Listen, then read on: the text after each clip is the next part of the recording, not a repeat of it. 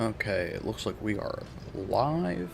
Let me just make sure that the video and audio are good. Let's take a look and see where we're at here.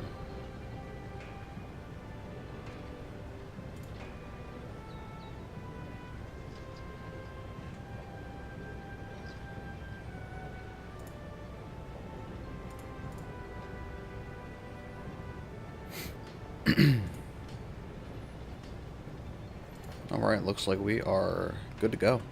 So, welcome back to the channel, guys. I have not been on in probably close to 2 weeks. Unfortunately, I've been having some things go on, kind of the fallout of the car accident that I was in recently. Just dealing with day-to-day life stuff, you know. But thankfully, I'm back. I'm in a position that I can start streaming again, which is cool. You know, it's not necessarily the streaming that I like doing, it's just the sharing of information, especially related to topics that I like. I guess that might be part of the ADHD. So let's jump in. First, I want to touch on some things that I've been seeing pop up in the Monster Hunter World subreddit. Primarily just some questions that I've been seeing that are pretty common for especially new people. Now, these are pretty recent. I think the oldest one was from just a couple days ago, a day or two ago, yeah. So I'm just going to go down the list. There are 3 posts specifically that I want to touch on, and then we will jump back into the game. So this first poster, he's basically just asking, should he hang it up? So I'm going to read this verbatim, and then we can kind of unpack it a little bit. So it says, for preface, I'm fairly new to Monster Hunter World and have been playing for around 2 weeks with my friend. He is experienced, but hadn't played in a while, and I'm coming from Wilds. Me and him had been breezing through the story at low rank, which I struggled a wee bit on some monsters in high rank, but all in all, it wasn't too bad. Making my way into Iceborne, all I'm doing is struggling, both on my own and with him assisting me. Carting and selling a total of 4 monsters. I don't know if that's a typo or not. Carting and selling a total of 4 monsters, being Barioth, with him fainting me 18 times, Coral Puke, being 22 times fainted on T-Rex, and currently at a wall with an Elder which I thought I had mastered in high rank, that being Teostra. I'm trying anything I can to get better with the claw, tenderizing wall splats, bringing tons of potions, but nothing is working for me. Should I throw in the towel and accept this? Is just not for me. So, I want to preface this by saying that if you are not enjoying the game, then yes, you should absolutely hang it up. Now, with that being said, you cannot play this game and expect to just be good at it off the bat. I mean, even if you're coming from Wilds, World is still a pretty different game, especially when we're talking about Master Rank, because, I mean, low and high rank, it's you know, mostly low rank, but it's kind of baby game. Like, the game is very, very handholdy, up to a point, and depending on, you know, what weapon you're using, what gear you're using, like, it could very well carry you to, you know, a higher rank than you really should be in, especially if you're playing, you know, with somebody who is experienced in the game. So that could be detrimental to your own skill.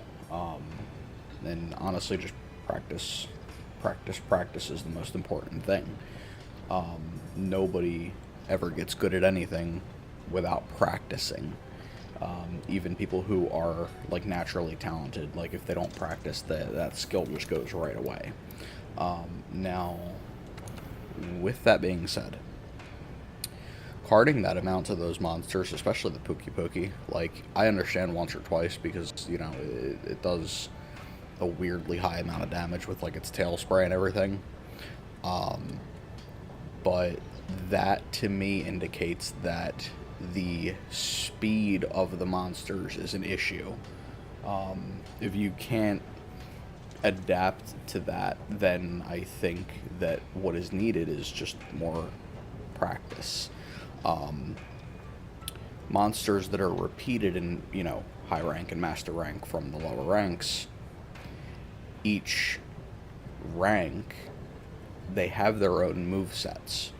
So you can fight, you know, let's say a Teostra in high rank, but when you get to master rank, the Teostra has a different, like, it has a more expanded move set, and it is more, you know, quick and more reactive to you and what the player is doing.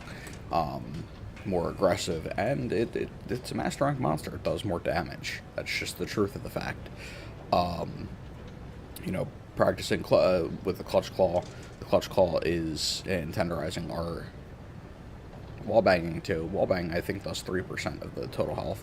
But anyway, the Tenderizing is crucial in master rank because the monster's health pools and basically everything else to do with the hunt were designed around you using the Clutch Claw to tenderize the monster and get those wall bangs.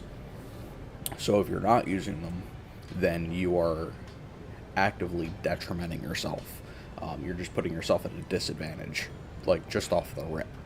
And then couple that with maybe being inexperienced hunting, then that can cause you to experience these, you know, 18 to 22 faint hunts.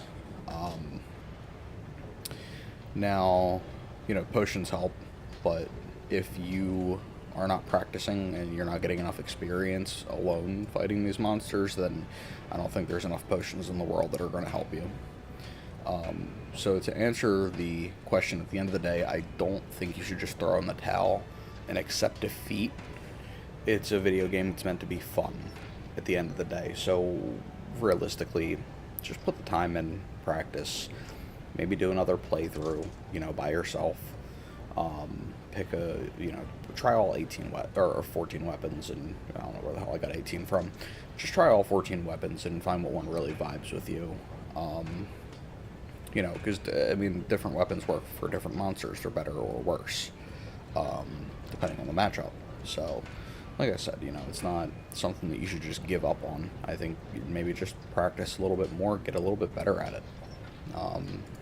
So for the next post, looks like we have somebody asking, where do I start? This is the first Monster Hunter game I've played. I'm really liking it. I'm about 6 hours into the game, and I don't really know what to do. Should I continue with the quests and the game's giving me... wow, I read that, so bastardized that. Should I continue with the quests the game is giving me or fight the bosses I've already done for armor? I'm using Gunlance and trying to craft new ones. I know not to use Guardian armor or Defender weapons already. So I am actually very glad they said that, because the majority of people will just jump on these, like, you know, Guardian armor and Defender weapons, because they're just, I mean, they're the obvious choice when you're comparing them to, let's say, something of the same rarity. You know, like, you're doing 100 more damage in just raw attack there. You get the blast they usually have for, like, weapons where there are different, I don't know, types, I guess. Like, you know, Gunlance has wide shelling, long shelling, normal shelling, and let's say Hunting Horn has songs. The big thing is that the Defender weapons usually have very good qualities aside from just the damage for these weapons. Now, to be pretty clear here, with Gunlance specifically, I actually spent a little bit of time recently in the break since I've been away from streaming. I've spent a good amount of time playing Gunlance. I've done about 150 hunts, and I unfortunately, I guess, got distracted away from the streaming of playing that profile, so I accidentally found myself in Master Rank. So I actually came onto a new game, to finish the playthrough that I was doing on stream. So, I mean, I'm still absolutely willing to take suggestions, what weapons you guys want to see me use, learn, break down, that kind of thing. But yeah, so circling back to the question, I got off on a tangent there. Depending on what kind of gun lance you're using will determine what kind of armor, perks, and what gun lance you should go for. So there are technically 4 styles of play with the gun lance. 3 of them revolve around shelling type. So that's going to be, either normal, wide, or long. Actually, I don't think I have a long gun lance. Oh, there we go. So, yeah, normal, wide, or long. And they excel at different things. So, for normal, usually you use a full burst combo. So, basically, you're just... There's a slam. You do like your thrust up and then slam, and then you hit the shelling button and it unloads all of your shells all at once, and it just does a massive amount of damage. And then there's an infinite combo that you can do that just dishes out a crazy amount of damage. So that's really good for that. I personally, when I'm playing Lance or Gun Lance, that's not really my style of play. The long shelling is basically you're focused on charged shells. So after any attack, you can charge. So like if you do a poke, you can then charge your shells. Long shelling does the most damage with long shelling, or with charged shelling. And then the same with normal shelling, does the most damage with full burst. Now, this is my preference here, but wide gun lance, I believe this also does the most damage. I could be incorrect about that, though. But this gun lance specifically is the one, to me, that just kind of embodies the playstyle. It is the poke bang. So you're literally just you're poking them, you're hitting the shelling button, and then you're just going back and forth between the two. Wide shelling does the most damage with just normal shelling hits, and it also does the most damage with Wyvern Fire. So it's like that special charged move that you can do with it. It's really, really effective with wake-ups. So wide gun lance likes to utilize that. There are a few other ways that you can increase your damage, especially, because the thing is considered the, one of the highest damage weapons in the game. It's just very particular.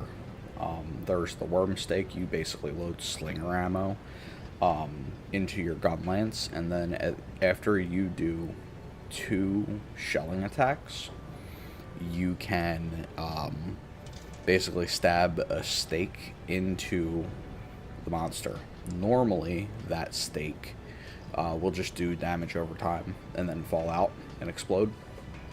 When you load slinger ammunition into it, though, it basically puts a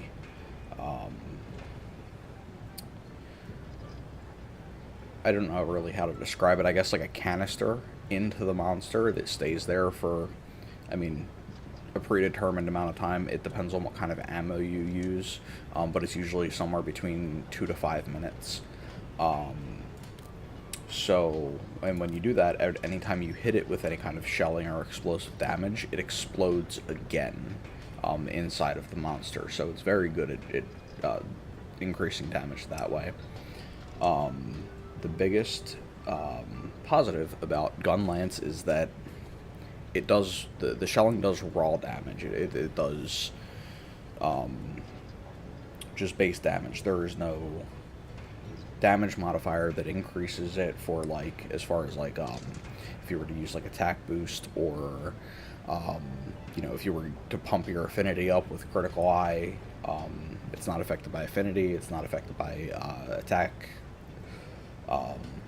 The one skill that does, well, there's one skill that affects it directly, and that is, I don't think I have anything here. The one skill that affects it directly is going to be the artillery skill. So artillery 1, 2, and 3 directly increase the damage of your shelling attacks. And then capacity boost actually it indirectly buffs the damage because it gives you an extra shell. So that could be really good for, like, wide gun lance. So if you have, like, you know, wide gun lance, you're really just looking for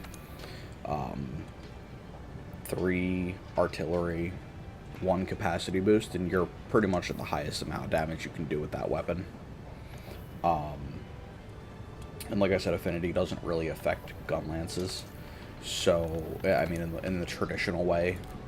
So if you go with a weapon like the Barath one that has negative affinity, that's not going to affect your shelling damage. It'll affect your pokes. So, like, you can get, you know, the bad aspects of negative affinity with your pokes. So it's basically you have a 10% chance to anti-crit. So it's like your weapon does less damage than it should on the hit. But in reality, the real damage is coming from that shelling. Once your weapon gets below yellow sharpness, that's when it actually starts to impact the damage that your shelling does. But other than that, it affects it, like, sharpness affects it 0, affinity affects shelling 0.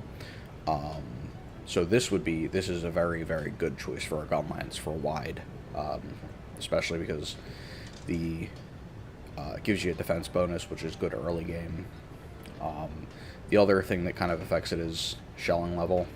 If you have 2 gun lances that are identical, but one of them is level 2 shelling, and one of them is level 1, you're going to go with the higher level. Higher level shelling does more damage per shell. So I hope I did a good enough job at explaining that. As far as equipment goes for armor, though, you know, capacity boost is universal, whether, like, you know, regardless of whether you're using, you know, normal, wide, long, it doesn't really matter. Another really good one is focus. If you're using charged shelling with long shelling specifically, it decreases the time it takes to charge the shot, so you can output more damage. You can opt in for guard if you want to guard attacks, but honestly, your best bet is to use evade extender. With 2 or 3 tiers of evade extender, this is basically the most mobile weapon in the game. You can hop and dodge a crazy amount just by using evade extender. It's absolutely ridiculous. But yeah, I mean, I think that's pretty much it. You can go for, like, handicraft. It'll prolong the sharpness of your weapon, because every time you use a shelling attack, it does decrease your sharpness by, I think it's 2 hits worth of sharpness. So yeah, I mean, that's pretty much it for the skills there. Now, to answer the core of this person's question is, should they continue with the quest or, you know, farm armor, basically. Realistically, you want to just continue doing quests. Find a weapon that you like. So if I like this, you know, the Barath gun lance, or, like, okay, let's say I like this lance, I'm going to continue to upgrade this lance. So, alright, I hit, you know, Kulu lance. This is probably one of the best trees for lance. So what I'm going to do, I'm going to go and farm a couple Kulu. I'm going to get these hides and upgrade it. and then I'm going to hover over this, and I'm going to add it to my my wish list.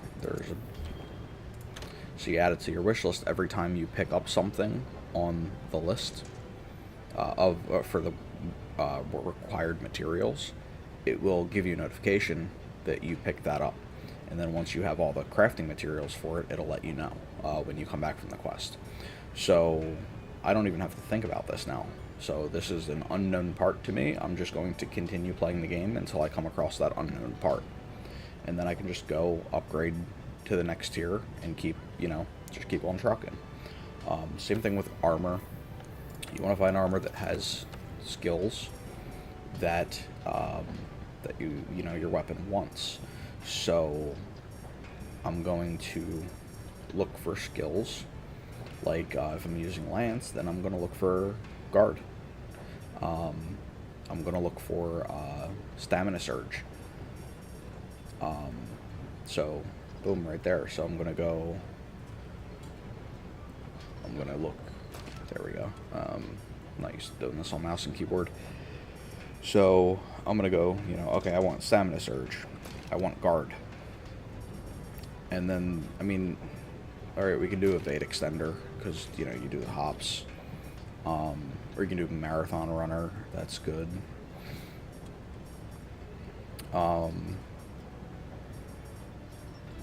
Yeah.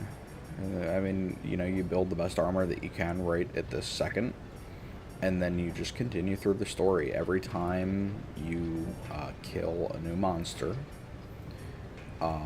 the best thing for you to do, so like this would be my ideal armor set here. I'm going to farm these monsters until I have this set, and then I'm going to move on to the next monster. Now, every time you defeat a new monster, you will unlock a new set of armor. So every time you do that, you come in here, you look, okay, does the monster have the skills that I like? Or is it a better version of, let's say I am wearing the Broth helmet. Let's say I come across another piece that has guard on it, or guard 2, because guard skills, you want odd numbers, 1, 3, and 5. 2 and 4 don't actually increase the amount of stuff you can guard, so it's a wasted slot. But yeah, anyway, so let's say I have, guard 1 here, and then I have a guard necklace or charm. If I find, a coil that has guard, then I'm going to go and craft that. If not, then I'm just going to continue trucking in the game. There's not really any point in dwelling and, farming monsters for stuff that you're not even going to use. And then even for, like, Palico equipment. Palico equipment, you just throw whatever you have at it. You don't have to upgrade to the newest armor every single time. Like, you can literally use leather armor on your Palico the entire game, and it won't matter at all. So, realistically, just move on.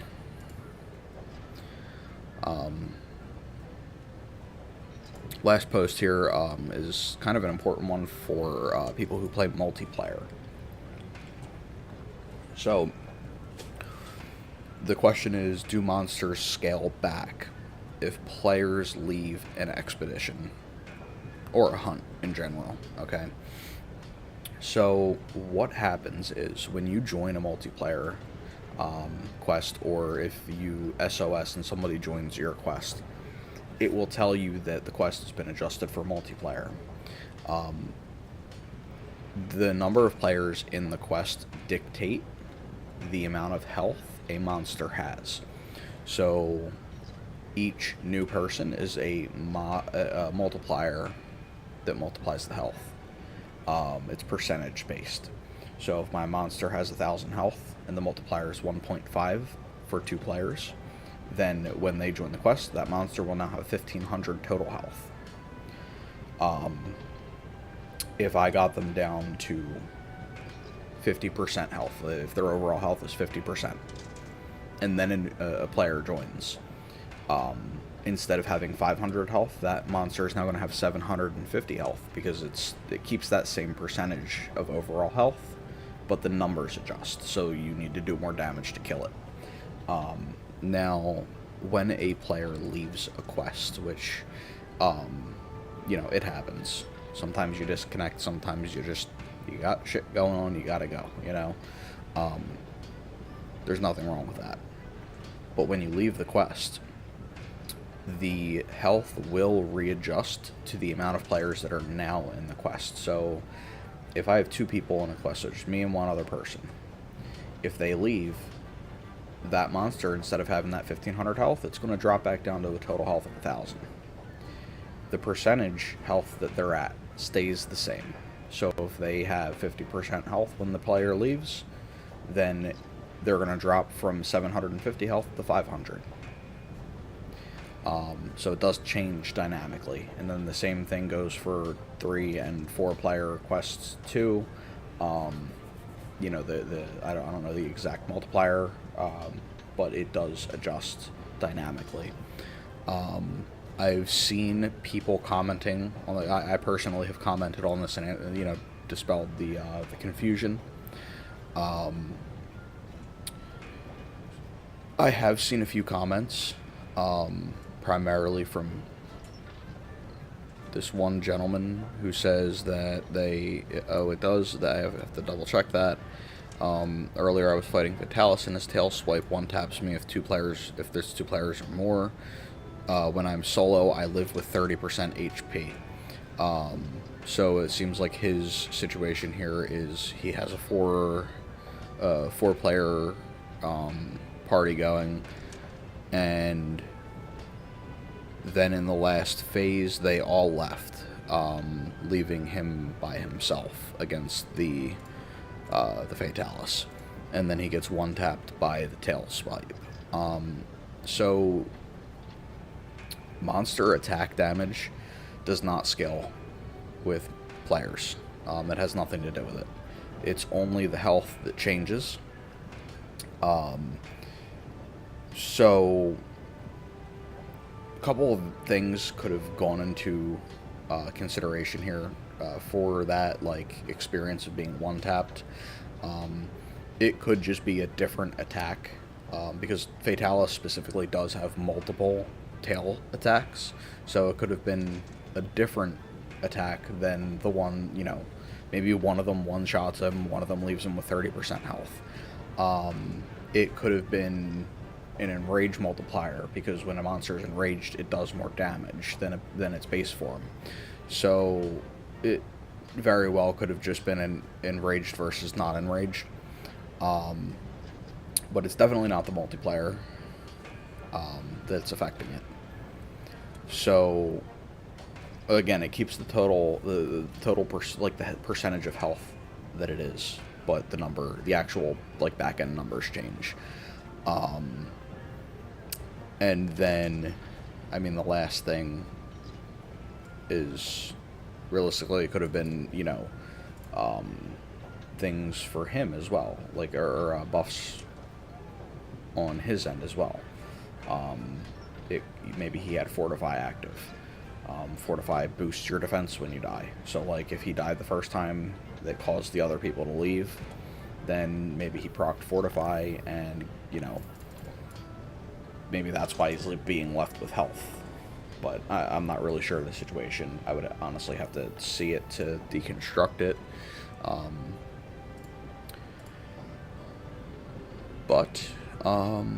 Yeah, that's pretty much it for the post there.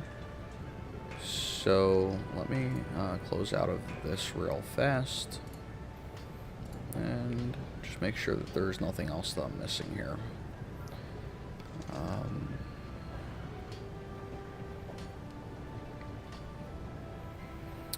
Yeah, I think that might actually be it as far as newer, new player questions and things like that.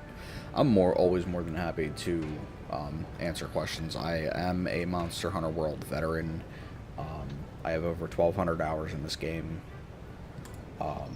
so I'm always free to answer questions, whether it be on, on my stream I mean, obviously, if I ever get stream viewers or commenters, um, but stream on, like, I'm very participant on Reddit as well. So I'm always out to answer questions, especially because I have like an uncanny amount of knowledge about the game. Aside from playing it as much as I have, I also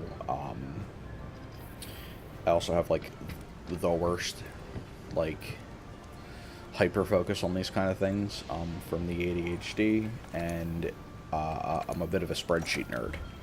So I like the numbers. I mean, honestly, a lot of times I will even play with an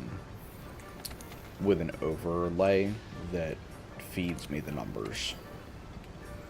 It kind of gives you like damage per second, and why did I go to that camp? Whatever. But yeah, it'll show you like DPS and overall health and stuff. And I mean, some people look at it as cheating. Kind of, sort of. I can pretty much tell you how much health a target has just based on the way that it acts. I more specifically use it for the DPS counter, because I like to know, am I doing a good job with the weapon that I'm using? Because it shows you actual damage. So not like the bloated amounts or whatever. So if if I have a hunt with longsword and then I swap over to gunlance, I want to make sure that I'm actually doing as good of a job with that weapon as I am with the original weapon. So, and it's, it's good for comparison. And again, mostly just because I'm a numbers nerd, which is perfectly fine. There's absolutely nothing wrong with being a bit of a nerd. Just don't be creep. Oh, speaking of, I actually did see, there has been some shit going down, in the Twitch community. I saw that at TwitchCon, it looked like, I'm gonna butcher her name and I'm very sorry, Emiru was, seemingly sexually assaulted at TwitchCon. I'm assuming it was somebody that likes her content, walked up to her and just grabbed her face and tried to kiss her, which is obviously completely inappropriate, and I'm honestly incredibly disappointed with how, not only how, the TwitchCon staff handled the situation, but like during the event, there's no reason that that person should have been able to just walk up to her and put his hands on her with nobody intervening. The only person that even did anything was her own hired security guard. And that is just honestly very telling about how much they care about their creators. It's, like I said, it's pretty bad. I have a reasonable background in security, like event security. And again, the way that the Twitch security team handled it was incredibly inappropriate. Nobody from Twitch even, like, I guess, like, made sure she was okay from the sound of it. She did post an update, just kind of going over everything. And I think the most appalling part about the issue itself is that this, young woman, presumably, I don't know how old she is, but I assume she's under 30. Or really any woman in general. The fact that she the fact that she felt the need to apologize to anybody, let alone her own community and her own fans, for having to witness somebody sexually assaulting her is beyond me. Like, that is that's absolutely disgusting to me. Especially speaking as a father. The fact that somebody had to go through that and then have to apologize that's very, very bad, in my opinion. It's incredibly inappropriate, like I said, and it's just, I feel very, very bad for her. I'm not a frequenter of her content. I see clips of her every now and then on YouTube, but again, the fact that anybody had to go through that, whether or not you, you like her content or whatever, is beside the point. But yeah, I feel genuinely bad that she had to go through that, and hopefully it doesn't affect her in the long run. She did sound very noticeably upset when she did her, like, I guess, like, press conference type stream to address it, and she does say that she's still taken, but I mean, just from the sound of her voice, it sounds like she sounds like a hurt person, and I genuinely do feel for her. But yeah, I think Twitch really just needs to get their shit together, because that's the way that it's being handled is inappropriate. They banned the guy from Twitch for like 30 days or some shit like that, and like, it took hours for them to, like, actually do something, I guess. And the thing that they did was ban the guy for life from Twitch events and the platform, which, again, that is probably... that's not going to stop a crazy person, Like, her life very well could have been in danger. Like, this kind of calls back to the Christina Grimmie thing. Unfortunately,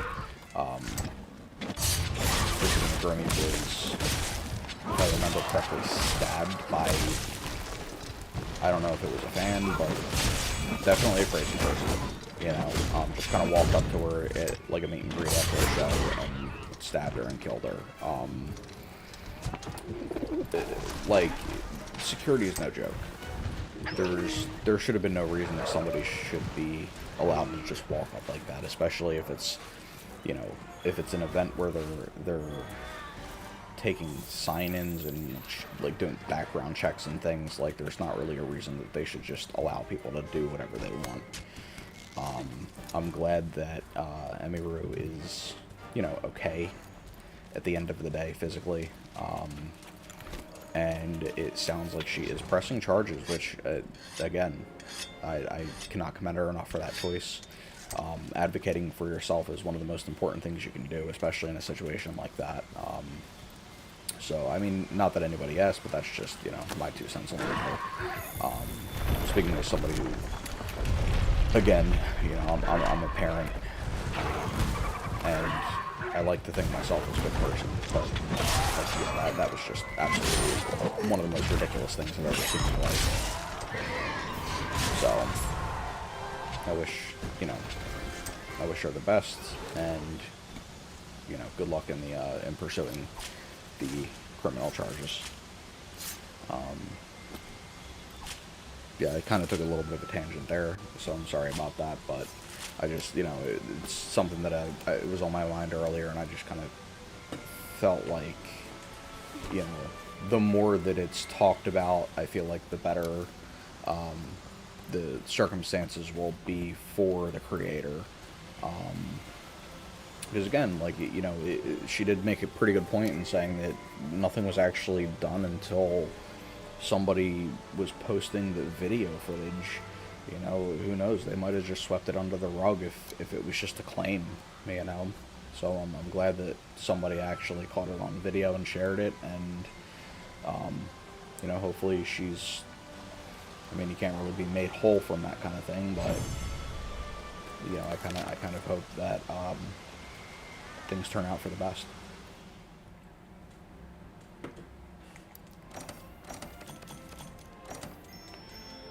Alright. Bit of a weird transition, but now we're going to get back into the game as we were playing it. So we've got the materials for. I think I'm going to play a little bit of Lance, because Lance is one of the least played weapons in the game. What's something making? And not a lot of people really understand it. I guess the mechanisms of it.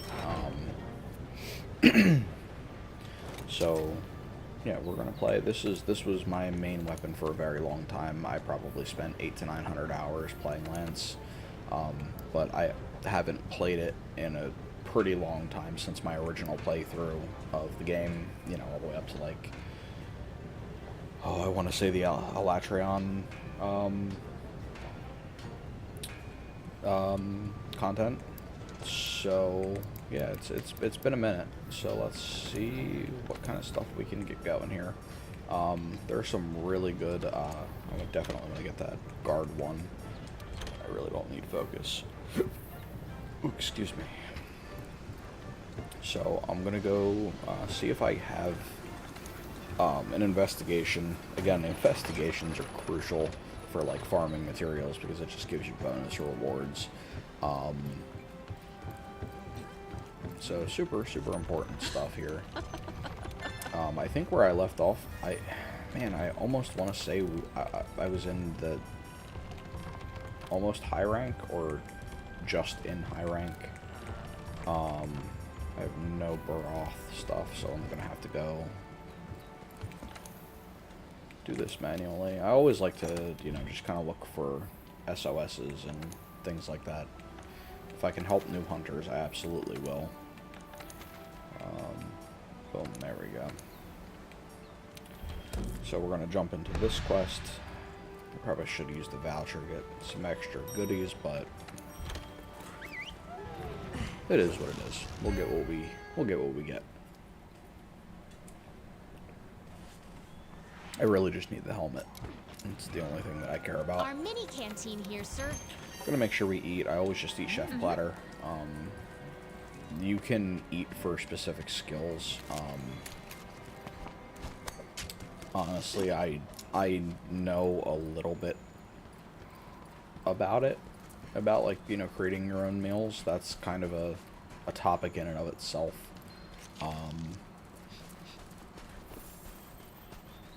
There are things like if you get basically Palkus, like feline skills for eating certain things. If you use a meal voucher to craft the meal, you're guaranteed to get the skills to proc.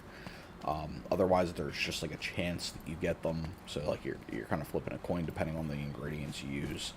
I believe fresh ingredients give a higher chance of getting those things. So one of them is actually feline, I want to say bombardier is what it's called. Yeah, that sounds right. So feline bombardier is actually similar to artillery. You use it to buff your gun lance, or your gun lance shelling. Did not expect that to bounce like that. So we're going to use the ball counter here. The ball counter is fantastic because it guarantees that you get aiming from the heat seeker. The ball counter guarantees that the monster can't push you off immediately after.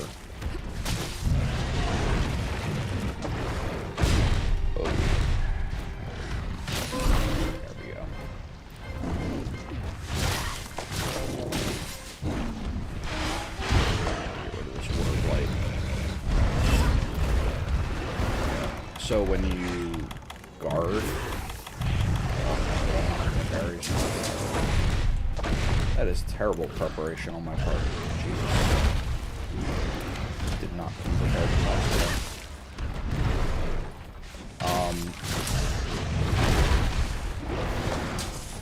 Yeah, the water flight really takes a toll on your stamina, and you need stamina to guard.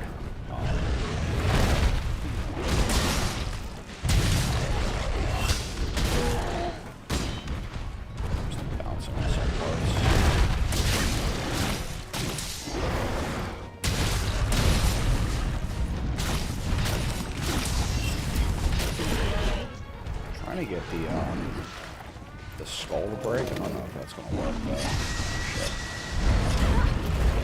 Oh. Yes, that is whiting and killing.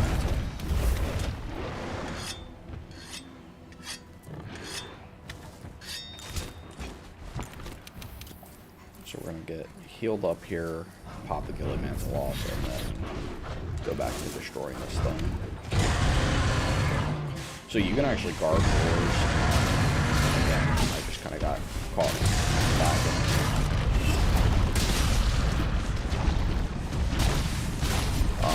You have two attacks, really. There's the uppercut. What's it called? The basically the top poke and bottom poke.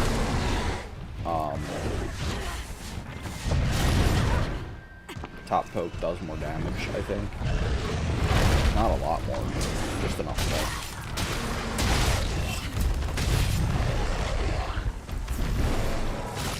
So, yeah, top poke does more damage.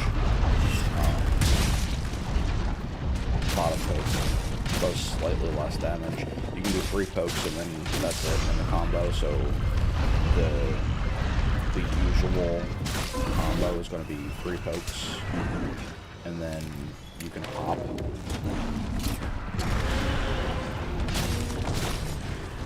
So 3 pokes, then hop, then 3 pokes, then hop, or alternatively, you can use the guard poke. So this attack here, you hold guard, and then you press B, or circle. This is a shielded poke. I don't think I've ever used that actually on a monster before. I'll usually use that to break barrel bombs, because you're technically still guarding when you do that action. So you can use it to break the barrel bombs, but realistically, I don't think I've ever actually used it in a fight. For the most part, you're just poking 3 times and hopping, or poking 3 times and then guard thrust. Go with the cactuars here. It's not. Grab on this guy. And his head is hardened again, so I'm just gonna go down the tail.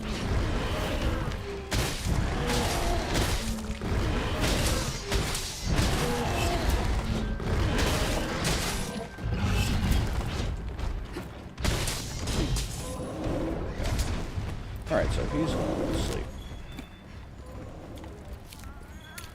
I'm pretty sure I need the head, so depending on, where's, oh, there it is.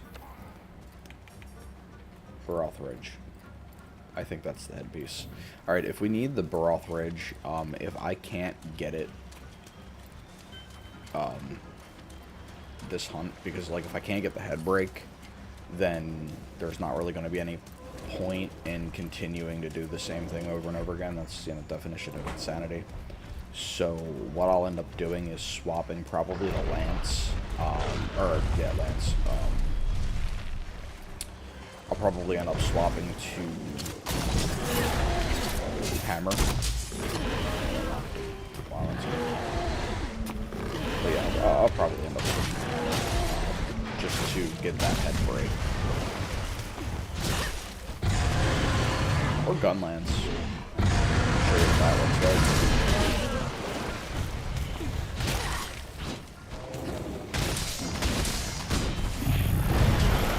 Can't remember if the shelling actually breaks that though.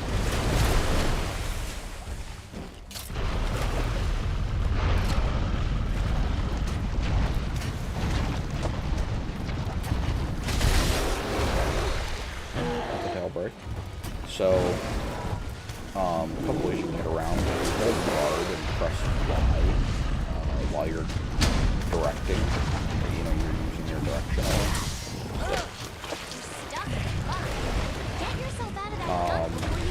You can actually do that little dash, and that does not have iframes, but it blocks while you're doing it. So you can actually dash through attacks. It's kind of good. And then from there, if you push triangle or Y in my case, because I'm using Xbox controller,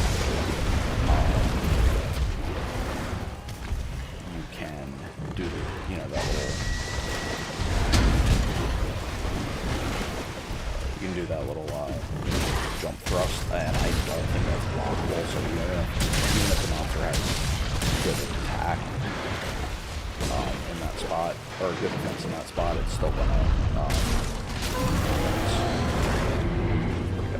pretty good stuff, pretty good stuff. I could not get the ridge. So, we might have to revisit this. We'll see if I get it from, because I think there's a chance to get it from quest rewards. If not, I'll just come down here and crack its skull with a hammer. I know the scalp is the headpiece, so where does the ridge come from? Questions for later.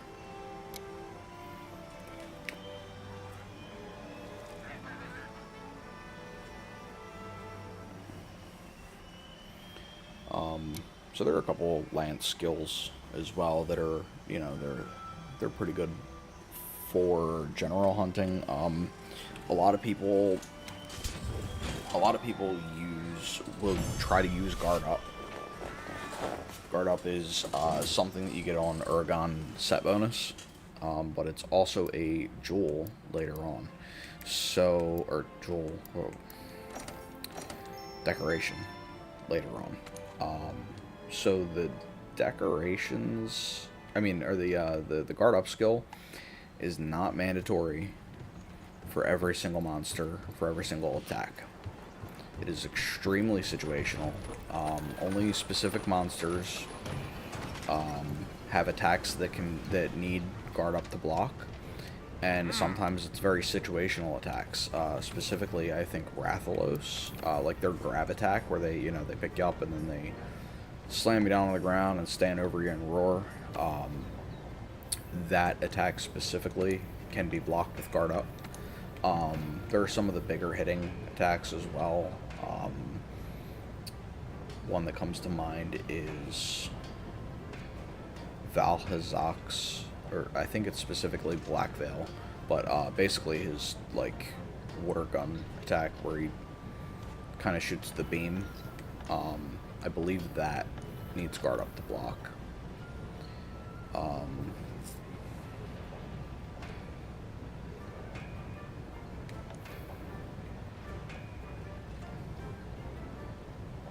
But yeah, it's not mandatory, so you don't have to slot it in to use Lance. Why don't we? I'll show you a little bit of Hunting Horn, because Hunting Horn is basically the same thing as Hammer. Hunting Horns have songs, so you basically just queue up the song and play it. A lot of people will just sit in the back of the map and use it to buff their team. While buffing is pretty important, it's a very important part of it. You should be using it, I guess the word would be aggressively. Yeah, using it aggressively is better. Number one, it's more fun. You're more interactive killing the monster, but number two, you can use the notes as attacks, which I will give you an example of here in a minute. Our mini canteen here serves food. But yeah, guard, circling back to guard up is, again, not mandatory for every hunt. You can opt out of it. I personally don't always use guard up. If it is ready and available as a set bonus, then yeah, sure. If I have to sit there and farm a bunch of Uragaan for it, I probably won't use it. Like if I'm, trying to get an Uragaan weapon, or trying to farm materials for like a charm or something, that's one thing. But I just really don't like Uragaan. It's a very annoying monster to hunt. I would much rather be hunting something else. So, as a general rule of thumb, I usually opt out of it. You can even block with just guard, regular guard. You can block, like, Teostra Supernova and things like of that nature. So, again, not mandatory. general rule, I usually opt for guard in 3, instead of going like, you know, going for the whole enchilada, doing guard 5. Guard 3 is sufficient for most applications.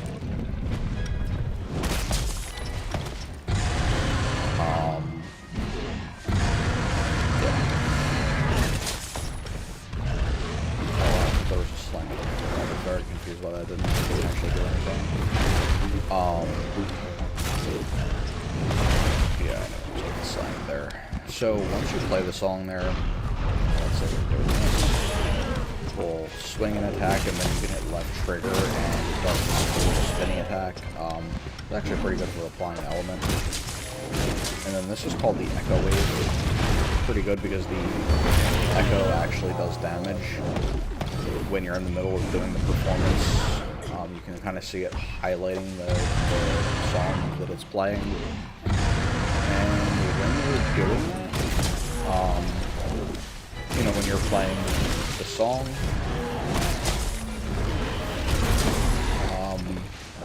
wow, that was actually really quick. When you're playing a song, you can hit the right trigger and again, it does what's called an encore. Basically just makes it a stronger version of what it is. So like, right now I think the song on this weapon is attack up small. It turns into attack up large when you encore it. And then I believe attack up large turns into extra large when you encore it. So it's definitely worth encoring if you can.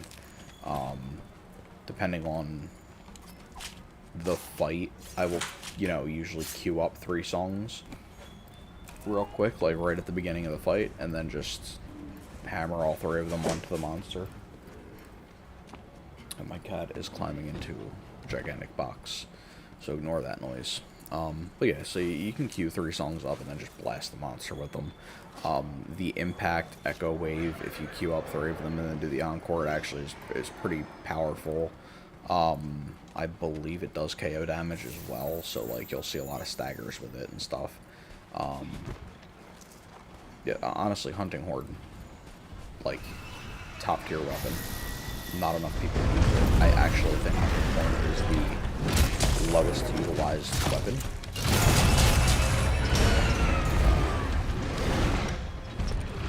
So let's get some, I'm starting to bounce off the... We're going to get the environmental damage negated, and then let's try to do earplugs. You just spam some freaking attack.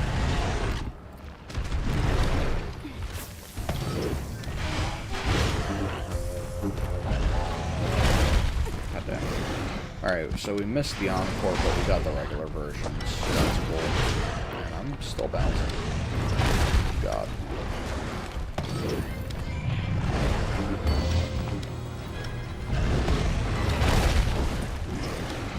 Oh, there it is. Okay, I was looking at the song, trying to figure out what, where Self-Improvement is. Self-Improvement is one of the better songs because it stops attacks from deflecting. It's one of the reasons why the Bone Tree is one of the better ones.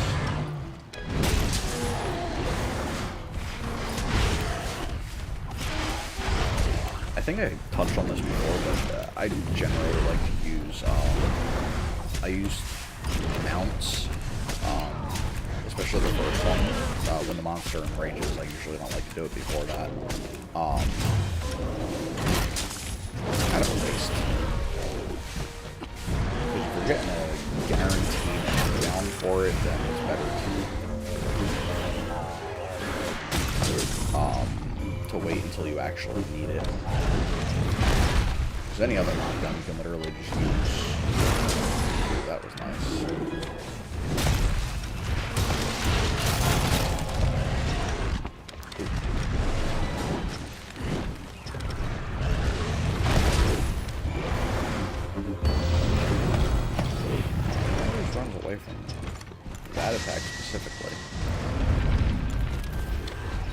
sharpen in here while he's blasting past me here.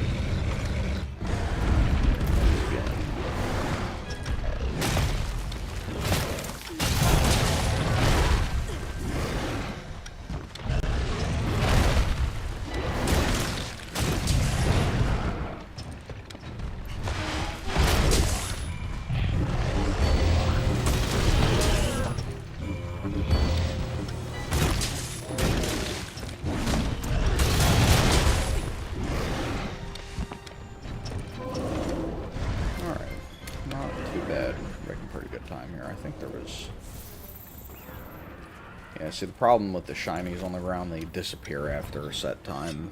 It's just kind of unfortunate, because it's just extra material that you can get for your weapons and armor. Yeah, hunting horn's fun, though. You have to really be able to pay attention to more than one thing at a time, though. Like, it's not hard, per se, but it is more challenging than some other weapons.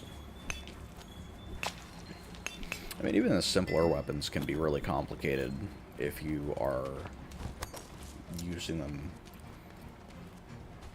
like, utilizing them correctly. Like Sword and Shield, you know, it's like the most beginner-friendly weapon, quote-unquote. And it has one of the highest skill ceilings in the game. They're not necessarily skill ceilings, but, like,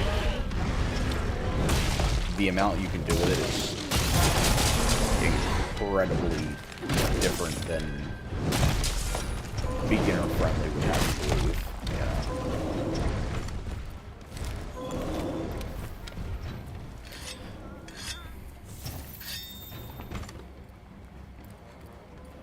Alright, so ideally I'm going to let this thing go to sleep, and then we can do a wake-up attack. Hunting Horn does have a decent wake-up attack. It's not the best thing in the world, but, you know, it's no great sword. But it is a pretty strong hit.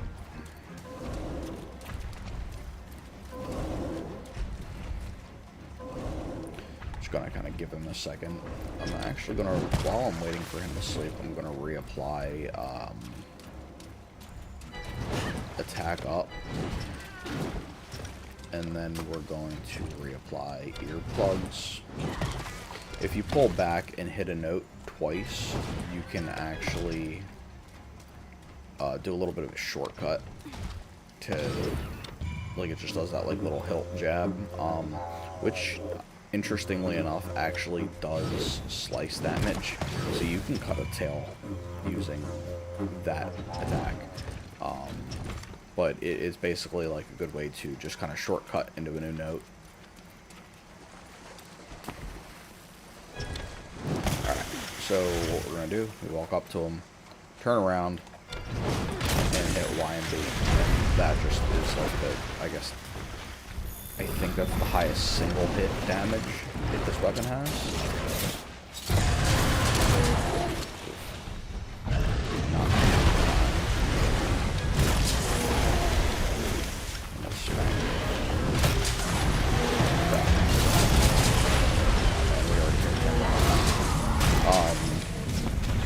So the timer is basically 10 minutes for each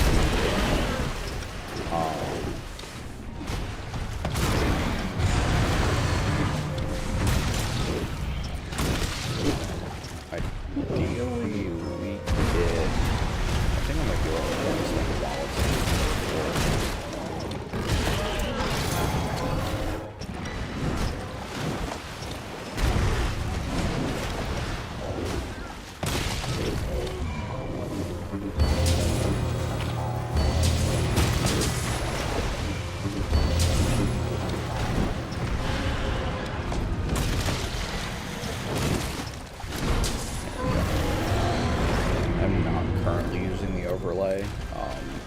I've noticed issues with the, I think I use Hunter Pi. I've noticed some issues with it when I'm like watching a YouTube video or something on my second monitor. So it kind of makes the game a little laggy. It's probably because of how high I have the graphics settings turned. it probably just eats a lot of resources to have the overlay, you know, 1920 by 1080 video going, and also, like playing a game at high resolution. So, I don't think I've had any crashes necessarily, but it just, you know, I'm an FPS kind of guy. Like, I need my game to be smooth, otherwise it's borderline unplayable. So I just elect to not use it during streams. It's not important. Excuse me. Yeah, it's not important. I don't need it. It's just something that I like to have running.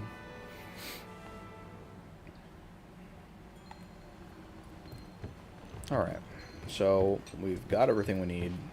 So I'm gonna go slap on that guard helmet. I'm gonna put my lance back on, and then we're gonna go kill an Anjanath. I think Anjanath is the first real wall for a lot of people, a lot of players. I remember it giving me a little bit of issue when I first started playing. You know, it's definitely not uncommon.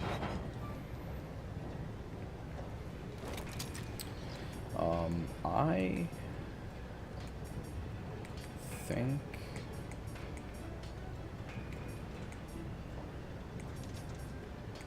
so. I still have Slugger. Slugger is not a skill you want to use with anything besides like blunt damage weapons.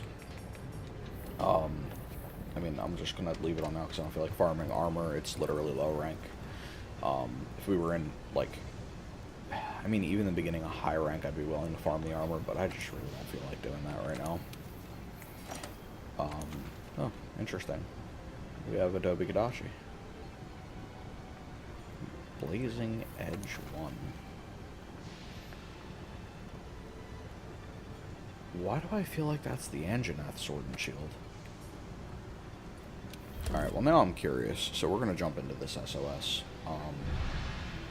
He has officially gotten my curiosity here.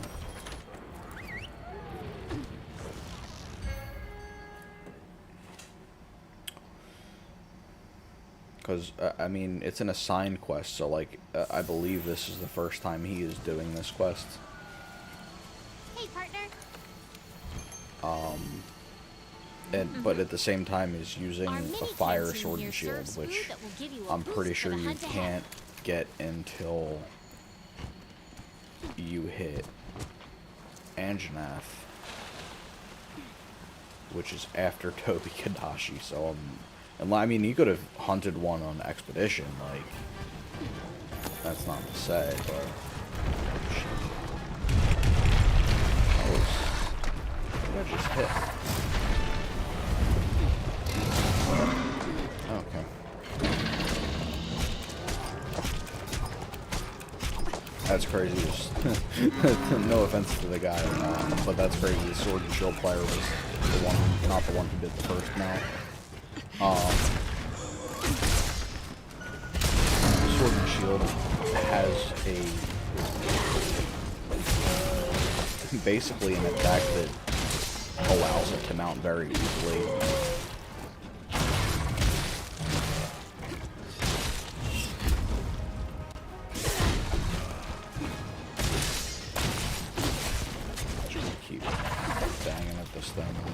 Attacks me.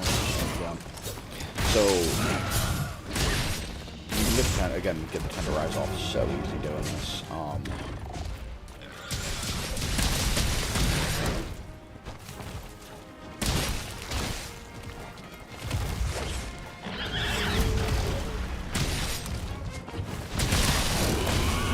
Offensive Guard is the next really good perk for skill for this weapon, because you can really, it's like, I'm pretty sure it's like a 15% damage boost, but you can get some crazy damage numbers going considering Lance, you know.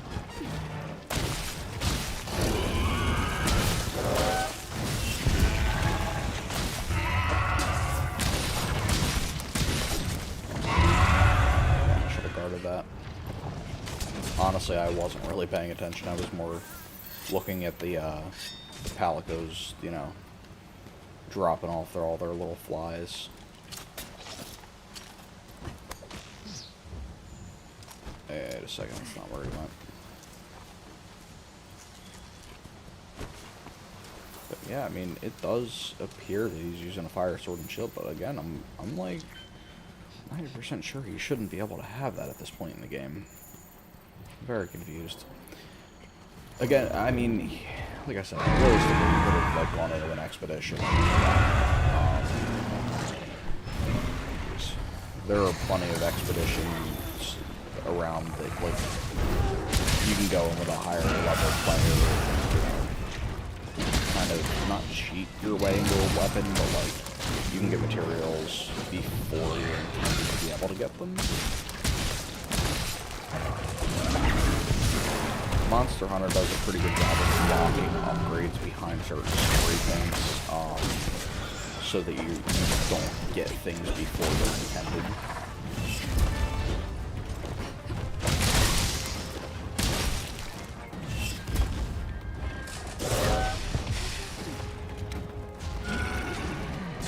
You can do a little dash attack, like it does a lot of damage.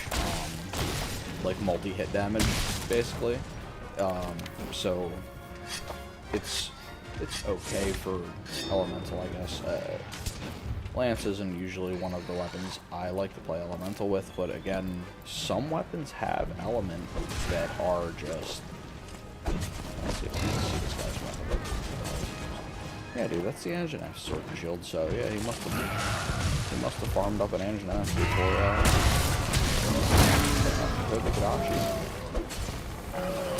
For him. I mean, honestly, like, there's nothing to say that you can't, you know, kill an animal before you kill it. It's just usually at that point in the game, you know. But this guy's probably like a veteran player, judging from the fact that he's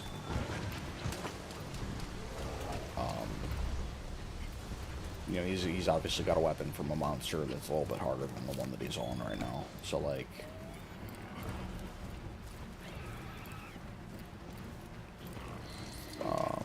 yeah. Let's sharpen. Yeah, see, oh, dude, he's decked out in Anjanath gear. What the hell am I on?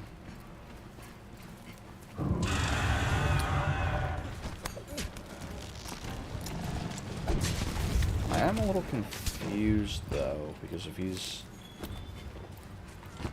if he were a veteran, I would expect him to know about letting a monster go to sleep to get bonus attack damage. It's like the multiplier for that is really good. It's like a 2 times damage multiplier. Oh, took some damage there, but traded for the mount, so I'll take it.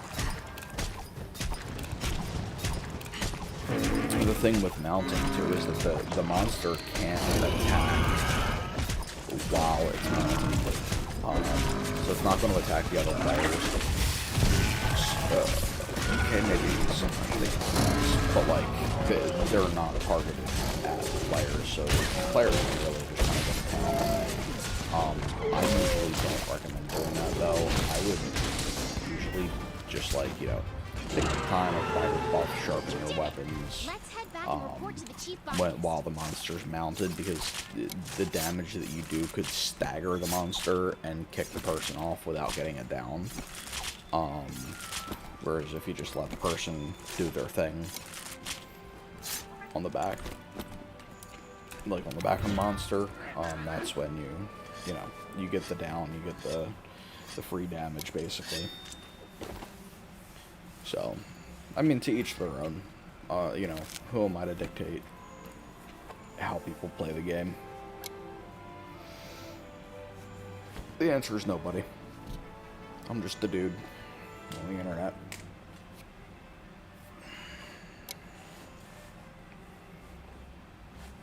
Alright, how long have we been? How long have we been streaming for? Oh, that's not. We're not doing too bad. Hour and 14 minutes. Or hour and 16 minutes. Yeah. Not bad, not bad. I'll take the extra stuff. Again, some weapons can be used, you know, elemental damage. It really boils down to hit zone value. It's a kind of... I'm sorry, motion value. Hit zone values are the monster areas, like, you know, their head, their arm, their tail. How much damage do they take in that spot from certain weapons? I believe it actually even has it in the hunter notes. Like what? Nah, okay. Oh, wait. There we go. So these are basically, I mean, it's not specifically, like, it's not a very good breakdown, but it's good enough. It gives you what, if any, elements they're weak to. Do they take elements, stun blast, paralysis, sleep poison? How weak are they to them? Some monsters are affected more by poison.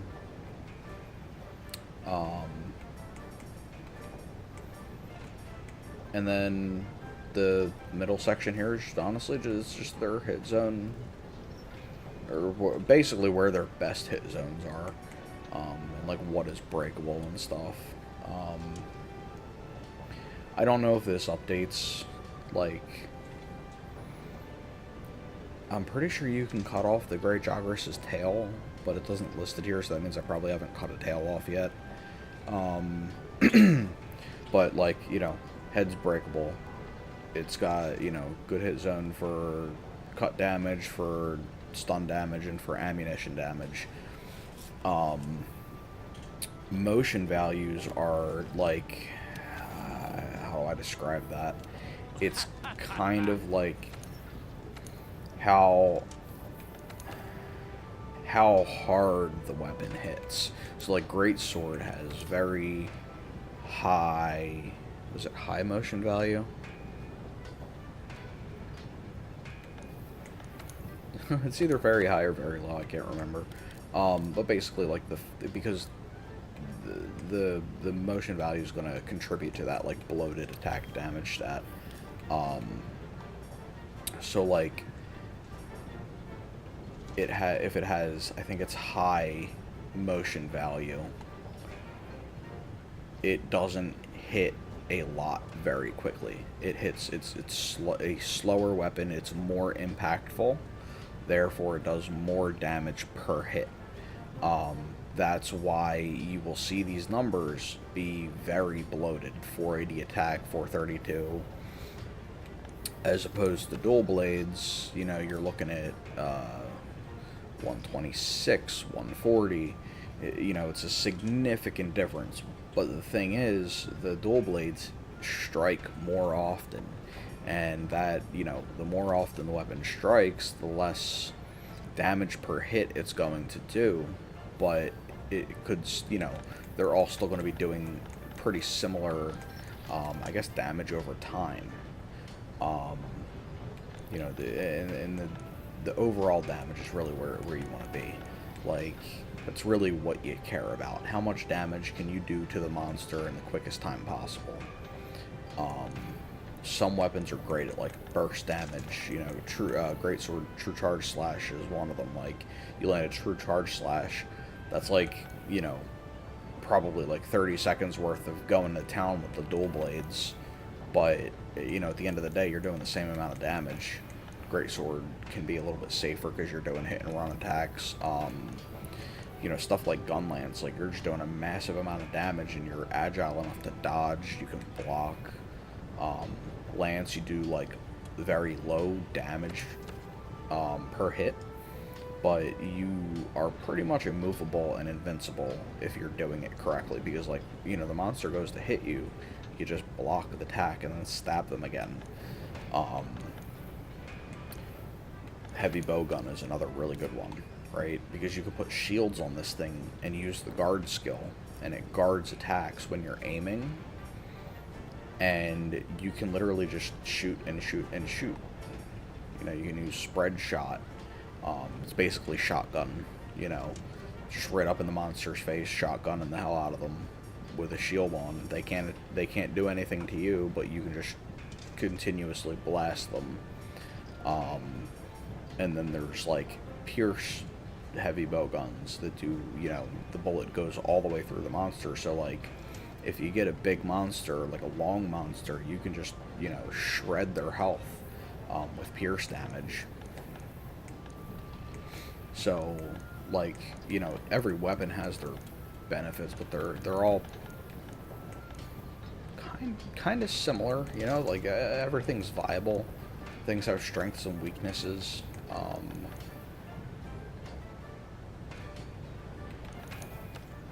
Like another really good one is like Charge Blade is Ooh, sorry for the yawn, Jesus. Apparently I am tired today. I did not sleep very good last night. I've been sick for a few days now, so I was up all night. But yeah, so Charge Blade is another really good one. Dude, you can... This is one of the highest skill ceiling weapons in the game, because you can do something called a... What the hell do they call it? Guard point, alright? So if you do a guard point, like... I mean, honestly, I can just show you, because I think I have, yeah. So I have the materials to craft this. So we'll just... Fuck it, we ball. And I can't upgrade it yet. Perfect. So this is the highest upgrade possible for this weapon.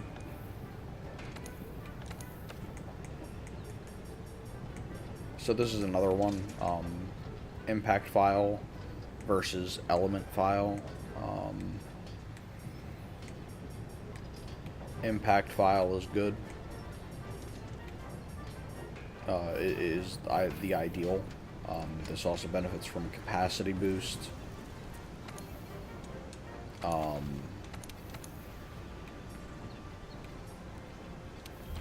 Yeah, so it benefits from capacity boost. It benefits from oh, I can't remember if it benefits from slugger or not. I don't know if files do KO damage.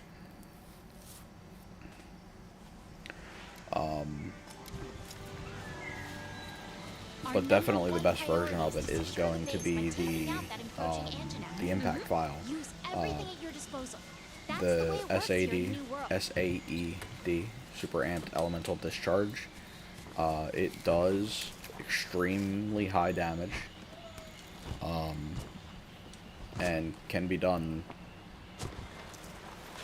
when the monster is downed, you know. You kind of, that's like the big attack. I forgot how brutal these things are. Blood Engine F, man. It's such a cool monster. I also love the storytelling aspect of this game, because it shows you mechanics without necessarily, you know, baby walking.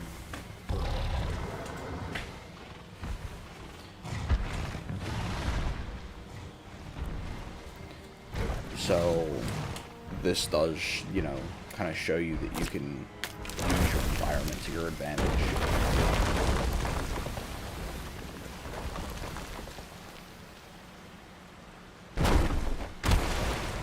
And it also shows you that T-Rex monsters like for little monsters. So, good thing to keep in mind for one of the next monsters. So, you know, one of the other monsters that we fight.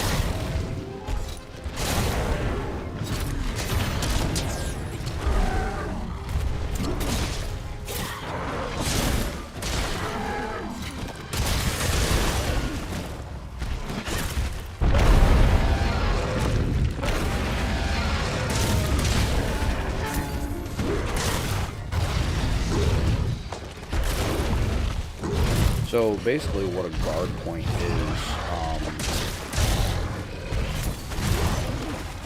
Charged up too much blade energy. alright, You need to charge so your attacks don't get this deflected. bad boy in here. So, you know, you can guard, just like every other weapon with a shield.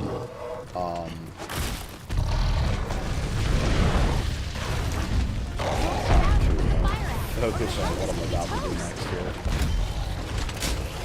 So when you go into that, you do, you know, your little circle spinning move, and that charges the shield. You do that move, it charges the sword. So now you got the sword and the shield charged. So this is kind of where it gets good.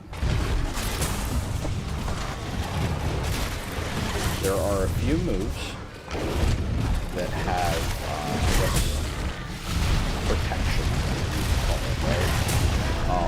One of the moves that I'm talking about is the one that I do. So that, like, basically this one is right trigger and Y. And what that move does is it switches you into your axe mode. But mid-switch, you have not immunity frames necessarily, but it's basically a guard, and it does, like, it will stop an attack. If your guard's skill is high enough, then it will, like, it won't even stop you from the action that you're doing. It'll just block the attack naturally.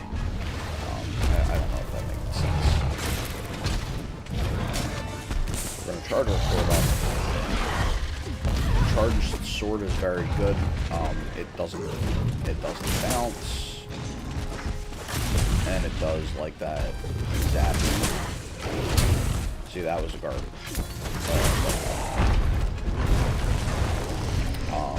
You can go into axe. Something axe. Savage axe. What Savage axe does? I charge this shit again.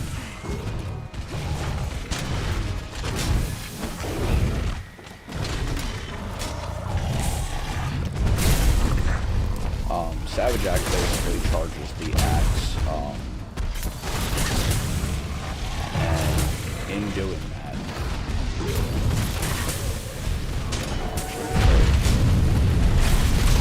so basically, as you're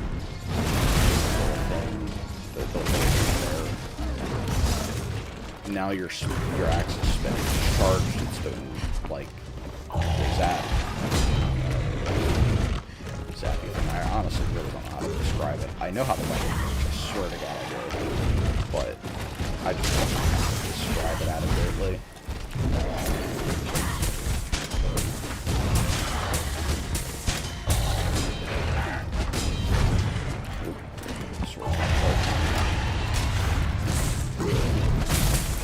But yeah, anyway, so you're in Savage Axe mode, and that's the super charge. When you're in Savage Axe mode, it does drain your vials. Oh, that's bad. Oh, that's good. So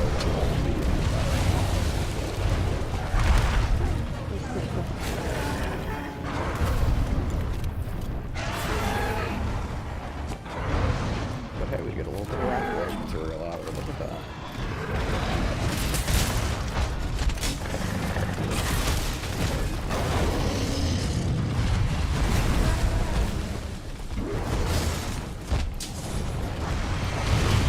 Oh, god damn, he sniped me. I do know that in Wilds, in an effort to make Savage Axe mode more viable, they made it do more damage when you are, like, attacking. If you hold the attack, you know, like, you hold Y when you're doing the Y attack, and it just kind of sits for a second and does more damage. They do not have that in this game.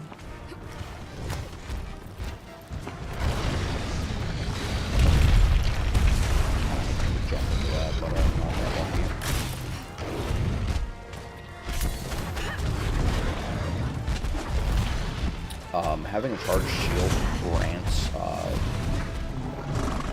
it grants you bonus guard skill. It's, I mean, not granted bonus guard, but it's like the equivalent of having a higher guard skill than you do. So, it's important, especially because you really just don't have access to like a full set of guard. Oh, he's go to sleep now. So, little way I like to cheat here. He's gonna go to sleep. Okay. So what we are going to do is take the opportunity to charge our sword, or charge our files, because the files being charged never goes away unless you're in Savage Axe mode. So like it's just never going to go away. Actually, I think the Anjanath and the Rathalos are having a different fight. So I'll let them do their thing. Stay out of the way. I don't have any dung pods. I don't have any poop to throw. But yeah, you can charge your files on smaller monsters and smaller animals. That way, when you actually get to the monster you are fighting, you can just immediately jump back into fighting them, or do, you know, the wake up attack, which is going to be that SAED component.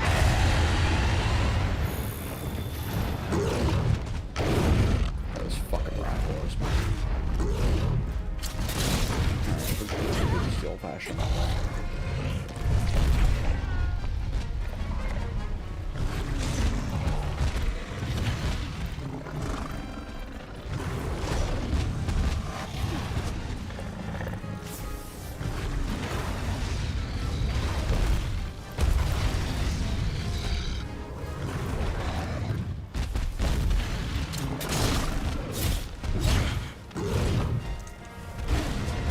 So we're going. Thank you.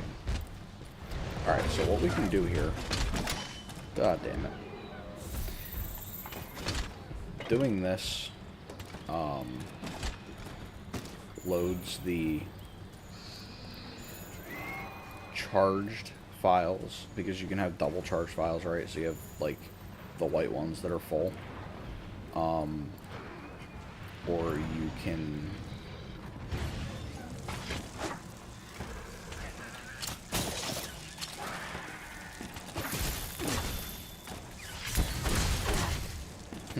so you can charge them on dead bodies too. So, but yeah, anyway, you see how they're like all red, but they're also like filled on the inside. So they're like double charged files. So if we do this and then charge our shield, we now have a charged shield, or a charged sword, and full files. So what we do from here, we do our SAED, and that's our red attack, and it just does a shitload of damage. Trap the enemy down. And now we can go back.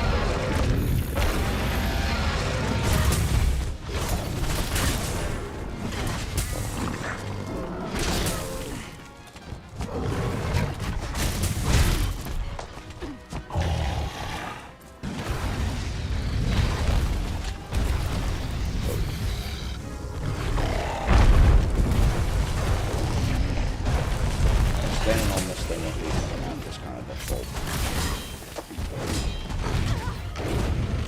Once you overcharge, you actually just start bouncing on everything until you charge your sword or charge your files. There's not really much between. But while your sword's charged, you can, since you're all guns, overcharge battles to do bonus damage. So there is a good way to do this. I guess it's like a type thing. it's good in some situations.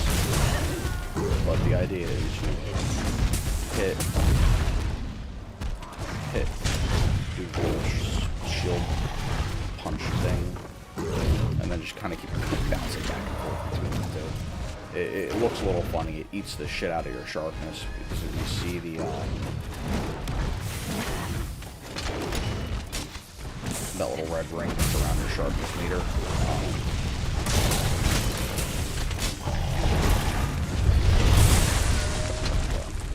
Now we're getting somewhere.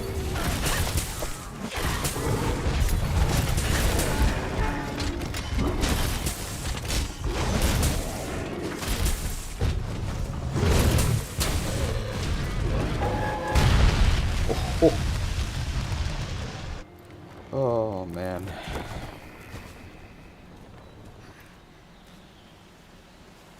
I was not expecting that. Well, here's to my fortify skill, I guess. I could have eaten again, but this Anjanath is probably so close to freaking dying, I probably could have just breathed on it, and it would have killed. So, I'm just gonna jump back up there real quick and hope that nothing else gets up there to kill it.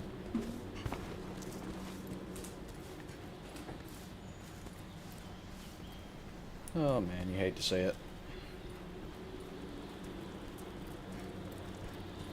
I actually don't know. I don't know if you guys can hear that. Sounds like they're doing some lawn work outside.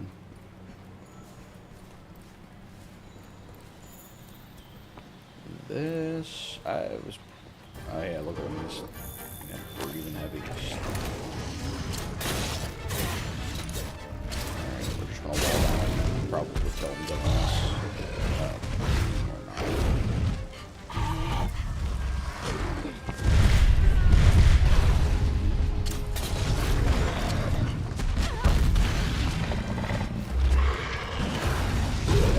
So you have iframes immediately after you get, you know, knocked over like that.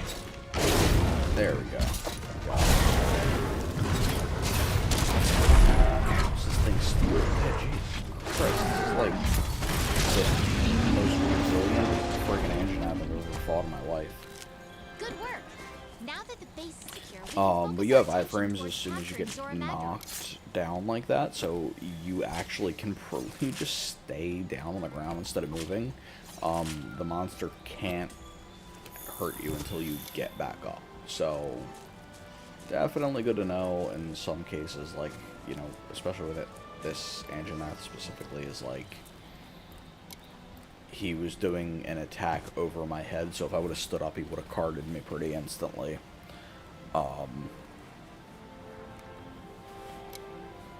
Fun fact, you can also just go on expeditions and wallbang monsters for free materials. Because, like, you know, like Rathalos or whatever other monster, Raytheon too. The first time you come across a Raytheon, you can literally just wallbang them real quick to get a quick, usually a scale, is what drops, but, you know, you get your little bonus material. Okay, we got the plate first time out. Nice. But yeah, you know, you get your little bonus material. It's a nice little bonus. Sometimes you get lucky, you get something you can craft into like a Palico gear. So yeah, I think that is probably going to be it for today. You know, I can hear in the baby monitor the you know, the baby's starting to stir a little bit. So Gather round, people. for now, we're going to That's call it, when will and Zora reach the Great Ravine. Precisely at daybreak. today is Monday, so I will probably stream tomorrow around the same time, honestly. So, yeah, I will see you then. Thanks for stopping by. See ya.